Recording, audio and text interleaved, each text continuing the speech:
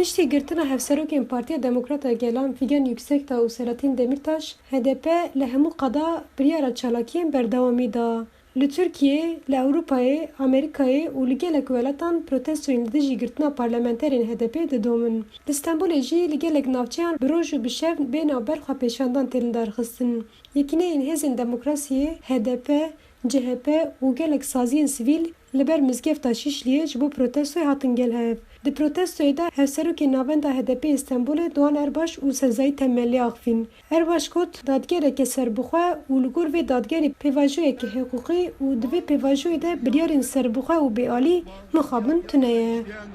Hukuksal bir süreç. Em ê dijî wan kesên dixwazin welat di rewşek awarte de rêve bibin, çalakiyên xwe yên demokratîk berdewam bikin. Sezai Temelli jî got li vê welatê yên ku siyaseta demokratîk diparêzin û yên ku dixwazin siyaseta demokratîk bikuşin li dijî hevin. Em ê li her derê li hember yên ku dixwazin siyaseta demokratîk bikuşin, yên ku rêveberiya yek kesî diparîzin û yên ku dixwazin vê welatê bi rewşa awarte birêve bibin têkoşînê bikin. Bu ülkeyi o hal düzeninde yönetmek isteyenlere karşı. Piştî daxuyaniyê girseya ku xwast bimeşe Rojnameya Cumhuriyetê, polîs êrişê girseyê kir û zêdetirî 30 kesan binçav kirin.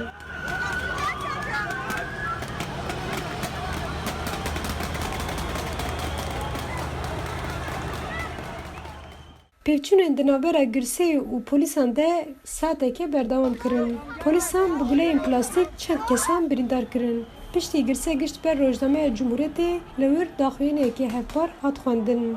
Her wiha berdevkê HDP Ayhan Bilgen îro yekşemê ragihand ku manxebatên xwe yê qanûnî rawestandine ku bi gel re werin gel hev.